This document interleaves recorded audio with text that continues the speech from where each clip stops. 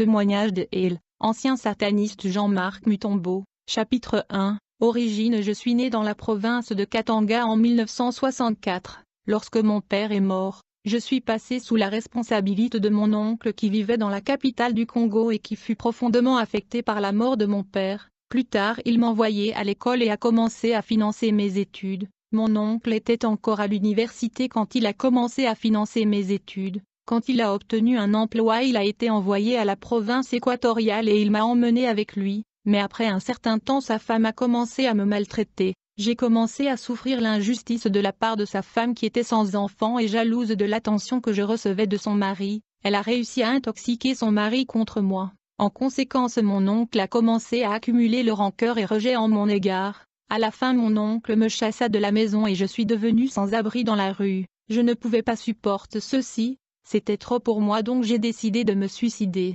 C'était quand j'étais sur le point de le faire qu'un ami de mon oncle m'a surpris. Je lui ai expliqué que j'ai été chassé de la maison par mon oncle et sa femme. Il me dit que cela n'est pas la solution. Puis il dit qu'il y a des gens qui contrôlent et dominent ce monde. Puis il me ramena à la maison. Lorsque nous sommes arrivés à la maison, cet homme a dominé mon oncle et sa femme. Ils ont fait tout ce qu'il leur disait. En fait, cet homme était un occultiste. Il avait un pentacle de domination à travers lequel il dominait les gens et forçait sa volonté sur les autres. J'ai été tellement impressionné par la façon dont il a dominé mon oncle que je voulais être en mesure de dominer des gens comme lui. Plus tard, il m'a emmené vers son maître qui m'a dit « Le monde des esprits est une dimension ou un royaume régi par des lois et des codes, et les mauvais esprits aiment des choses comme le parfum, l'encens et les bougies. Tu dois les trouver afin qu'on puisse faire un pentacle de domination pour toi. » Plus tard, j'ai apporté des objets demandés. Ce maître mystique m'a dit de me préparer à rencontrer les grandes dames de la mer, les sirènes. C'était trop pour moi, donc je me suis plaint auprès de ce mystique. Il me dit « Vous devez comprendre que je suis un grand maître,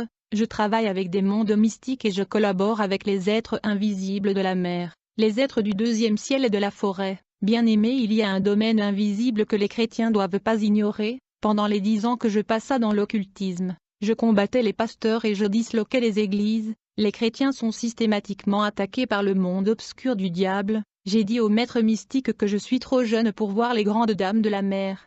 Il me répond en me disant « Ils sont de belles dames, ils vous apporteront un anneau de pouvoir et de domination. Cette bague est aussi un dispositif de communication avec le royaume marin. » Mais comme j'ai insisté que je ne voulais pas voir ces sirènes, le mystique mit du poudre sur mes yeux pour m'en aveugler et m'empêcher de les voir. Quand le jour du rendez-vous avec des sirènes est arrivé, nous avons préparé pour eux de la nourriture et nous avons arrangé des chaises pour eux. Nous étions assis quand soudain j'ai entendu des femmes marchant sur les lieux où nous étions. Elles étaient des sirènes. Elles se sont assises sur les chaises réservées pour eux. Elles ont mangé la nourriture préparée pour eux. Je pouvais les entendre mais je ne pouvais pas les voir. Après avoir mangé, ils ont jeté en ordre pour déterminer qui sera ma femme. Puis après, l'un d'eux m'a rejoint dans le lit. J'ai eu peur et j'ai eu la chair de poule. Mais elle se rapprochait de moi dans ce lit. Je me suis donc levé. Quand je me suis levé du lit, la sirène s'est fâchée parce qu'elle a réalisé que je l'évitais. Elle a demandé au mystique « Pourquoi cet homme m'évite? Écoute, je suis jolie et je peux pas accepter ceci, donc je m'en vais.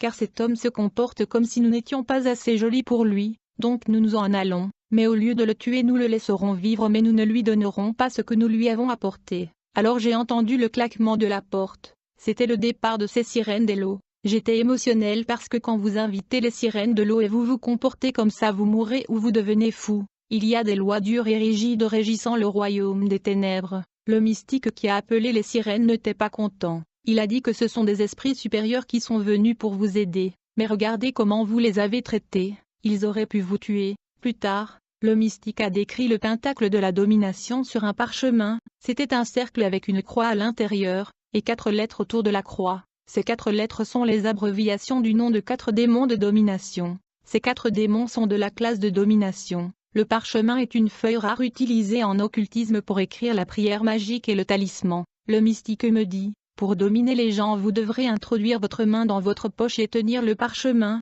afin que la personne à qui vous vous adressez soit dominée. Il vous suffit de le regarder dans ses yeux. Puis le mystique m'a dit que vous pouvez commencer déjà à dominer à l'école, à la maison et dans le quartier. Vous pouvez faire ce que vous voulez parce que vous pouvez dominer tout le monde. Dès ce moment, j'ai commencé à imposer ma volonté sur les gens que j'ai dominés. Les gens qui m'ont traité injustement, j'impose aussi ma volonté à l'école. Dieu a créé Adam pour dominer la création, mais Lucifer a ordonné à ses disciples de dominer les autres humains, et la domination est le style de vie dans l'occultisme. Je fus à la maison et à l'école en raison de cette puissance de domination. J'avais la main dans ma poche en tout temps afin de dominer. Après quelque temps, ma puissance de domination m'a corrompu, parce que j'ai commencé à dormir avec les femmes, même les femmes qui étaient plus âgées que moi, et pendant 3 ans, j'ai exercé la domination sur les hommes et femmes, mais au cours de ces 3 ans, j'ai souffert de migraines, et quand j'ai rencontré le mystique pour chercher une solution, il me demanda de lui acheter un encens pour le rituel. Il y a plusieurs types d'encens, il y a encens pontifical, l'encens pour exorcisme et il y a l'encens de Jérusalem. Plus tard on a acheté de l'encens et on a fait des rituels mais ça n'a pas marché. Alors le mystique m'a donné une formule de prière magique écrite sur parchemin, je devais écrire une croix sur ce parchemin avec mon sang, mais ça ne fonctionnait toujours pas. Puis il m'a donné la prière magique de Saint Charlemagne, il m'a donné la prière de Nevana, puis la prière magique de Saint Antoine de Padua, puis la prière magique de Saint Michel et Saint Christophée, mais toutes ces prières magiques ne fonctionnaient pas. Si vous êtes un membre de l'Église catholique vous pouvez reconnaître ces prières. Mon maître a été initié dans l'occultisme par un prêtre catholique romain, dans la ville de Kisangani, il combinait la magie catholique romaine avec d'autres formes de magie. Plus tard mon maître m'a envoyé à l'église catholique pour trouver un moyen d'obtenir un encens pontifical et celui pour exorcisme et des bougies. Ceux-ci ne pouvaient être trouvés que chez les catholiques. Mais quand j'arrive à l'église catholique le prêtre me demanda de devenir un acolyte et de travailler dans la sacristie. Plus tard j'ai obtenu les bougies et l'encens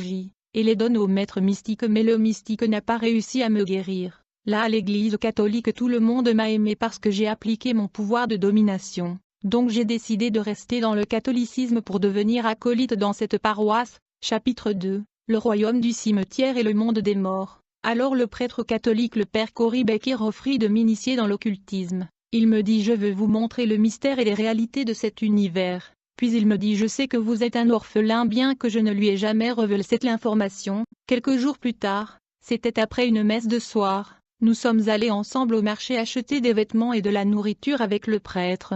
Je pensais que c'était pour la charité et les pauvres, mais ce n'était pas le cas. Nous avons chargé la voiture et nous avons commencé à conduire dans la ville. J'ai remarqué que nous étions en train de quitter la ville et nous nous dirigeons vers le cimetière bien qu'il faisait déjà nuit. Et quand nous sommes arrivés au cimetière, le prêtre a dessiné un pentacle sur le sol. Je veux dire il a dessiné un cercle et une croix à l'intérieur du cercle. Alors le prêtre m'a ordonné de descendre de la voiture et de se tenir au centre du cercle. Il m'a dit de rester dans le cercle parce que c'était la seule protection contre le danger. Puis le prêtre m'a demandé de me retourner et de lui donner mon dos, ce que j'ai fait. Puis il a pénétré profondément dans le cimetière et il a prononcé des paroles d'incantation et des prières magiques. Et après avoir fait une prière en latin, il me demanda de me retourner et d'observer le cimetière. Quand je me suis retourné je n'ai plus vu le cimetière, mais j'y ai vu véritablement une ville métropolitaine et cosmopolite. J'ai vu des gens et des maisons dans cette ville urbaine. Des tombeaux et des cercueils sont devenus des maisons. Je me tenais toujours dans ce cercle qui devait me protéger et ouvrir les yeux pour voir le royaume spirituel dans le cimetière. Puis le prêtre a pris toute la nourriture et les vêtements que nous avons achetés sur le marché pour les partager avec les gens dans la rue de ce monde mystérieux. Plus tard j'ai vu le prêtre parler à un homme, il m'a dit que l'homme était le souverain de ce monde des morts. En fait le prêtre disait à cet esprit que je suis celui qui a acheté ses aliments et ses vêtements, afin que je puisse entrer dans l'alliance et la connexion avec le monde des morts, et obtenir de l'aide et assistance en temps nécessaire. Après avoir discuté avec le dirigeant du monde des morts, le prêtre est venu et a placé ses pieds sur le pentacle arrondi où j'étais debout. De ce fait l'univers mystérieux des morts a disparu et le cimetière a réapparu. Les ténèbres sont revenues de nouveau, puis le prêtre me dit, « Je sais que vous vous demandez qui sont ces gens dans le cimetière ? Et quel est ce monde-là ? En réalité, ils sont des êtres humains ordinaires mais ils sont déjà morts. Et la ville urbaine et cosmopolite que vous avez vue est la dimension où le monde des morts. Quelquefois surtout les soirs les morts viennent dans notre monde pour profiter et boire dans les bars et les boîtes de nuit. Ils viennent également dormir avec des femmes dans les hôtels. » Puis le prêtre me dit, « Je suis venu pour signer un accord, une alliance indirecte entre vous et eux, afin que dans les moments de besoin, ils peuvent vous venir en aider. » Puis le prêtre me donna un livre. Il me dit avec ce livre vous pouvez aller au cimetière et vous tenir sur un tombeau particulier, en recitant des paroles d'incantation avec le nom de la personne écrite sur la tombe. Par conséquent il va apparaître, et vous pourrez lui parler, mais au cas où ça ne marche pas il est sûrement dans le royaume de Dieu. mais ceux qui sont dans les séjours des morts sont obligés d'apparaître. Puis le prêtre m'a révélé un secret. Le prêtre me demanda: Elvis, savez-vous que pendant la messe catholique nous invoquons les morts et ils viennent?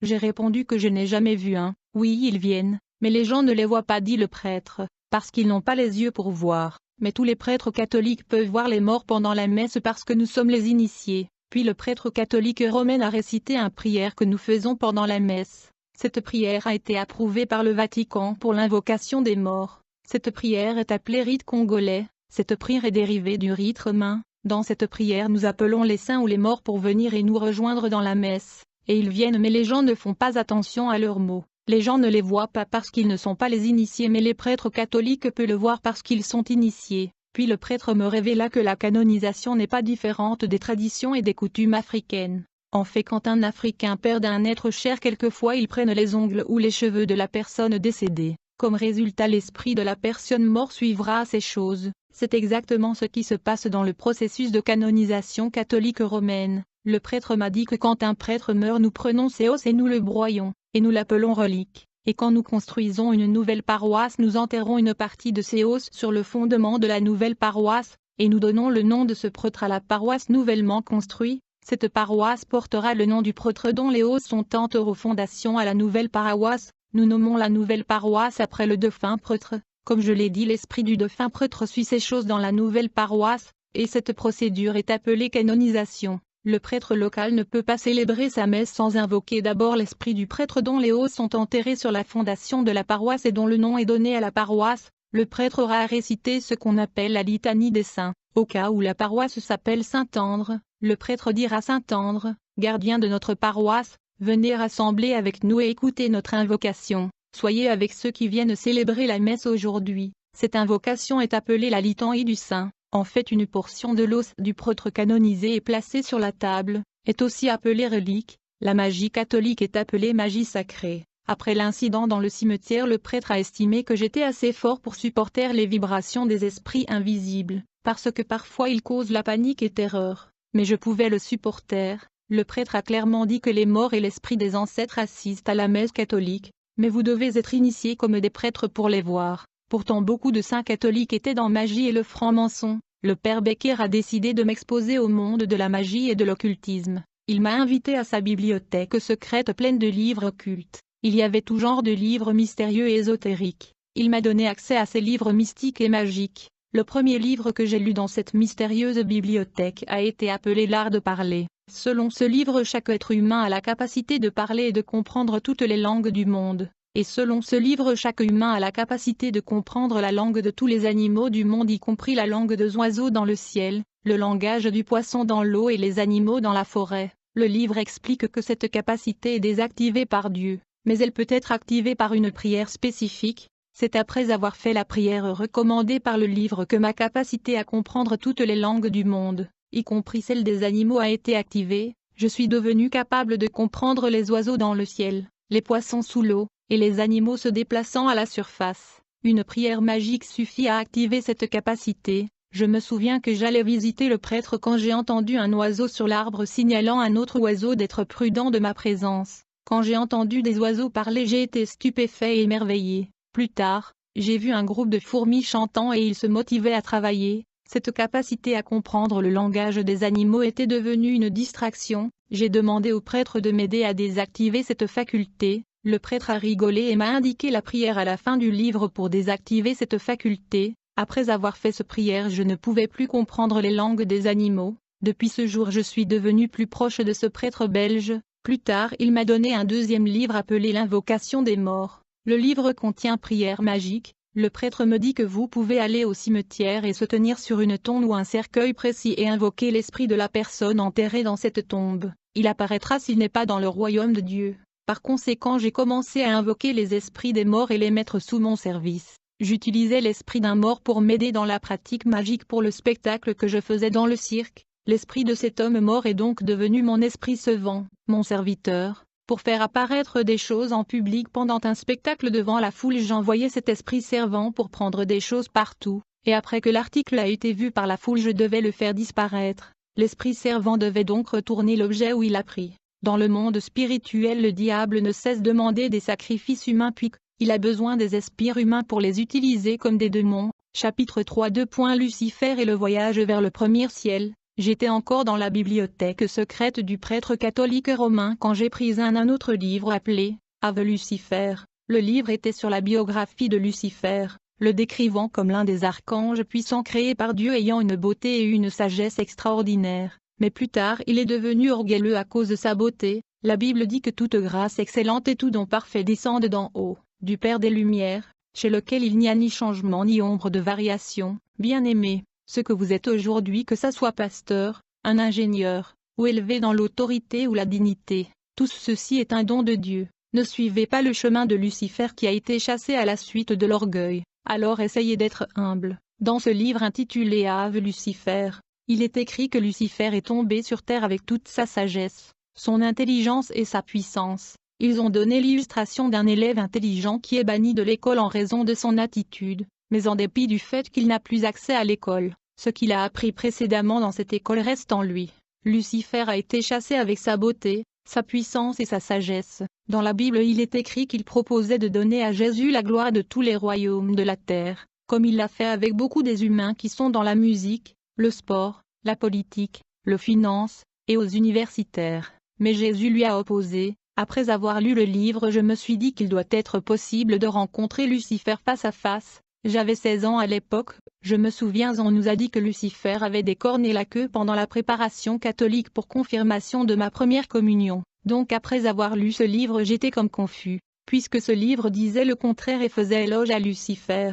Donc je suis allé visiter le prêtre, je voulais savoir s'il était possible de rencontrer Lucifer face à face. Lorsque je rencontre le prêtre il me dit qu'il a été dans plusieurs rencontres et réunions avec Lucifer plusieurs fois dans le passé. Je lui dis que dans la formation pour ma première communion on m'a dit qu'il a des cornes et la queue. Mais dans ce livre ici c'est le contraire. Le prêtre m'a dit que nous ne pouvons pas prêcher dans la messe que Lucifer est bon. Mais ce livre est correct, Lucifer est bon. J'ai dit au prêtre je suis venu ici pour vous demander de m'aider à rencontrer Lucifer face à face parce que j'ai des questions à lui poser. Le prêtre me dit tu es encore un adolescent, et puis tu ne serais pas capable de supporter ces vibrations négatives. J'ai alors demandé au prêtre quand vous rencontrez Lucifer comment est-ce que vous supportez sa vibration? J'ai dit si vous pouvez supporter sa vibration négative, moi aussi je peux supporter ses vibrations. Mais le prêtre était réticent, je devais le presser pendant plusieurs jours, et comme j'étais déterminé le prêtre a finalement accepté de faciliter cette rencontre. Puis un jour le prêtre m'a convoqué dans sa chambre, il était habillé d'un vêtement noir, il y avait une bougie noire allumée et l'encens brûlait. Puis il a commencé à faire de la prière magique pour invoquer Lucifer. Après avoir invoqué Lucifer il a terminé sa prière et m'a dit « Vous devez être fort puisque vous avez demandé ceci ». Après un moment j'ai remarqué que la chambre du prêtre était changée, la couleur changeait sur le mur. Puis en un clin d'œil j'ai remarqué l'absence du prêtre dans la chambre. Je compris que ceci devait être une expérience personnelle entre moi et Lucifer, parce que je suis celui qui a demandé à lui voir. Le prêtre m'a averti à l'avance que je dois absolument éviter la peur sinon il y aura des conséquences. Le prêtre m'a prévenu qu'il y aura des manifestations avant l'apparition de Lucifer. Il dit ce sera juste un test pour vous intimider. Après la disparition du prêtre j'ai entendu un bruit étrange. Quand j'ai vérifié sous le lit j'ai vu un lion sous le lit du prêtre. Je me suis contrôlé comme instruit par le prêtre. Puis le lion s'est approché de moi et il a commencé à locher mes pieds comme un chien. Mais comme il a remarqué que je n'avais pas peur, il est retourné pour s'asseoir autour du lit de prêtre, puis le lion a disparu, puis après j'ai entendu un sifflement. Je me suis demandé qui sifflait, je ne savais pas qu'un serpent pouvait siffler. Quand j'ai vérifié j'ai vu un serpent qui avait 6 têtes, il avait 3 têtes à une extrémité et 3 autres têtes où il était supposé avoir la queue. Le serpent s'approcha plus près de moi, j'ai écarté mes jambes pour éviter d'être avalé par ce serpent comme l'a ordonné le prêtre. Puis 3 de sa tête se sont roulées sur ma jambe gauche et les autres 3 têtes étaient roulées sur ma jambe droite. Puis ce serpent a commencé à m'intimider pour m'effrayer, j'avais peur mais je ne voulais pas crier, j'ai gardé mon sang-froid. Et comme le serpent a remarqué que je n'avais pas peur il est retourné autour du lit de prêtre. Quand le serpent a disparu j'ai entendu un bruit comme un bouffée de gens dans le stade en train de célébrer un but. Puis j'ai vu le prêtre reparaître, j'ai demandé au prêtre où étiez-vous? Il m'a répondu j'étais là. Mais vous ne pouviez pas me voir parce que c'était votre test. Le prêtre a dit le bruit que vous avez entendu était l'applaudissement des esprits dans le monde invisible pour le fait que vous avez passé votre test. Puis j'ai entendu des coups de tonnerre. J'ai demandé au prêtre, va-t-il pleuvoir? Pourquoi ces coups d'étonneur? Le prêtre me dit que ces coups de tonnerre que vous entendez sont le rire de Lucifer. Puis en un clin d'œil Lucifer est apparu. La façon dont je l'ai vu, je peux estimer qu'il était d'environ 2 mètres. Il était habillé avec un vêtement orné des pierres précieuses. Il était apparemment bon et souriant. Puis il a demandé au prêtre, « Monsieur Cory Becker, vous m'avez appelé mais qui est ce jeune homme à vos côtés? Quel est le problème? C'est vous qui avez besoin de moi ou le jeune homme ?»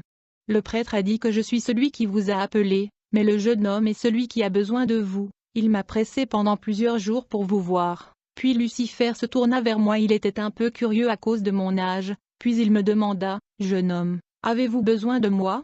Que puis-je faire pour vous? » Je me suis dit si je mens il saura parce qu'il est esprit, bien je vais devoir lui dire ce que je pense. Puis je lui ai répondu, j'ai dit vous voyez le livre que je tiens dans ma main vous décrit exactement comme vous êtes. Le livre parle de votre sagesse et de votre beauté et de gloire, mais lors de ma première communion, on m'a dit que vous avez des cornes et la queue. Mais je me suis dit que je devrais vous voir pour clarifier cette confusion. Après avoir écouté ma préoccupation Lucifer se mit à rigoler intensément. Quand Lucifer rigolait c'était comme des battements de coups de tonnerre. Puis il me dit, comme vous pouvez le constater il y a beaucoup de fausses informations à mon sujet dans ces églises que vous les humains aimez fréquenter. Puis Lucifer a baissé la tête. J'ai vu ses cheveux briller comme de l'or. Il m'a demandé est-ce que vous voyez des cornes? J'ai dit non. Il était sur le point de se retourner pour me montrer son dos pour me prouver qu'il n'avait pas une queue. Mais je lui ai réassuré que je le croyais. J'ai remarqué que Lucifer ressemblait à un caucasien. Puis il m'a dit, laissez-moi vous informer que ce monde et cette planète m'appartiennent. Ils m'appartiennent. Et comme vous êtes intéressé à moi vous allez jouir des biens de ce monde parce que toutes les choses que vous voyez dans ce monde m'appartiennent. Alors le diable m'emmena à l'extérieur de la cour de la maison du prêtre. Il y avait un manguier mais il n'y avait pas des mangues sur l'arbre car ce n'était pas la saison. Alors Lucifer m'a dit, je pose ma main sur votre épaule droite et vous allez répéter tout ce que je vais vous dire. Puis il me dit vous voyez ce manguier là-bas? Il n'y a pas de fruits, je veux que vous commandiez à l'arbre de produire des fruits. Alors j'ai ordonné à l'arbre de produire le fruit, et instantanément des fruits ont été produits par l'arbre. Lucifer m'a dit de commander le fruit à grandir. J'ai ordonné aux fruits de grandir et c'était fait comme je le commande. En effet les fruits ont grandi en quelques secondes. Puis il m'a dit que vous ne pouvez pas monter l'arbre pour suelir des mangues donc commandez les mangues de tomber. Et j'ai ordonné les mangues de tomber de l'arbre, et il se passa comme je l'ai ordonné. Puis Lucifer m'a demandé d'obtenir la mangue et de manger, mais il a remarqué que j'avais peur de le faire. Puis il a pris la mangue et il frappa son vêtement 3 fois comme résultat un couteau est apparu dans sa main. Puis il a coupé la mangue et a commencé à le manger. Il me dit, comme vous le constatez c'est, et juste une mangue, vous voyez juste une mangue. Comme le diable était en train de manger la mangue il m'a donné l'appétit de manger la mangue. Honnêtement je ne voulais pas manger cette mangue, mais parce que je regardais Lucifer manger il m'a donné l'appétit. C'est comme la tentation d'Adam et Ève qui était à niveau 2, niveau optique et audible. La Bible dit qu'elle a vu que le fruit il était bon, là c'est la tentation optique, en plus de mensonge de Lucifer qui était la tentation audible. Comme j'avais l'appétit pour manger la mangue alors le diable me donna cette mangue, et quand je l'ai mangée il était vraiment savoureux. Mais c'était aussi le transfert du pouvoir magique et du pouvoir satanique de Lucifer. Le fait qu'il l'a mangé et m'a donné c'était déjà une alliance entre moi et lui. Alors Lucifer m'a demandé, est-ce que vous croyez maintenant que je suis Dieu? J'ai dit oui je le crois parce que ce que vous avez dit était accompli. Vous avez ordonné à la mangue d'apparaître et la mangue est apparue et nous avons tous mangé. Lucifer m'a dit maintenant que vous êtes devenu mon ami. Je dois vous transporter pour visiter mes royaumes pour vous présenter aux esprits des royaumes invisibles, et je vais vous donner une mission dans votre monde ici sur la terre, mais d'abord nous devons voyager dans les mondes invisibles et mes royaumes, il y en a beaucoup. Je dois vous présenter à mes anges et aux esprits du monde invisible afin que vous puissiez être en mesure d'accomplir la tâche que je vais vous donner. Puis le diable me dit, même la planète Terre est mon royaume, et j'ai placé mon représentant sur la planète Terre afin de superviser tous. Et personne ne peut rien faire sur terre à moins qu'il ne reçoive la validation de mon représentant. J'ai demandé Lucifer qui est votre représentant sur la terre? Il me dit que tout le monde le connaît et vous allez lui connaître car le monde entier lui respecte. Il est au Vatican. Lucifer se référait au pape. Puis Lucifer me dit que nous devons voyager au premier ciel de sorte que je puisse vous présenter à mon représentant. Puis après nous irons au deuxième ciel chez mon représentant la reine du ciel. Après cela nous aurons à voyager sous l'océan pour que je puisse vous présenter à la reine de côte mon représentant qui dirige le royaume sous-marin. Vous devez comprendre que même cette terre où vous vivez est influencée par la reine de côte. Alors Lucifer m'a demandé: vous savez comment utiliser l'ascenseur ou l'ascenseur droit? J'ai dit oui. Alors il a tenu ma main et il m'a demandé de fermer les yeux, puis il a posé sa main sur mon cœur et il a dit: je vous signalerai dès que nous sommes arrivés à destination et vous allez ouvrir vos yeux. Puis nous avons commencé à monter comme dans un ascenseur à grande vitesse. Après un certain temps nous sommes arrêtés, et il me signale d'ouvrir les yeux puis que nous étions arrivés à destination. Et quand j'ai ouvert les yeux je me suis vu dans un monde nouveau que je n'ai jamais vu avant. Ce royaume était le premier ciel, qui est gouverné par un représentant de Lucifer qui s'appelle la Reine du Sud. Alors Lucifer m'a dit: vous voyez le temple massif là-bas? C'est là où mon représentant qui gouverne le premier ciel a établi son trône. Elle a deux responsabilités majeures. Sa première responsabilité consiste à incarner des esprits de l'espace et des démons vivant dans ce royaume du premier ciel dans le ventre de femme sur la terre votre monde. Cette incarnation de démons dans les corps physiques est facilitée par les femmes qui recourent à l'occultisme, aux charlatans ou féticheurs afin d'obtenir des enfants. Il y a des femmes qui donnent naissance à des bébés qui sont des démons sous forme humaine. Ces démons sous formes humains sont des esprits du premier ciel envoyés et commissionnés par la Reine du Sud avec mission et affectation spécifiques et spéciales. La deuxième responsabilité de mon représentant la Reine du Sud est de provoquer la maladie sur la terre. Il y a des enfants nés avec la sorcellerie, d'autres sont nés avec certains comportements diaboliques, ce sont mes missionnaires. Je suis celui qui les envoie sur la terre. Ils viennent dans votre monde avec des missions spécifiques. Ils vont naître sur terre et après avoir accompli leur mission ils vont mourir et retourner au premier ciel où ils sont venus. Il est écrit Psaume 58 verset 4, les méchants sont séparés de l'utérus, ceux qui parlent s'égarent de la naissance. Ils ont le venin comme le venin d'un serpent, comme un cobra sourd qui s'arrête à l'oreille. Il y a des enfants nés sur la terre avec des missions, ils ont mauvaise attitude, mauvais comportement, ils viennent avec des malédictions. Ce que vous voyez ici est le pentacle de la Reine du Sud, la femme qui est la reine du premier ciel. La Bible dit que Paul a été ravi dans le troisième ciel qui est le paradis, mais, et ce qui est dans le premier et le deuxième ciel?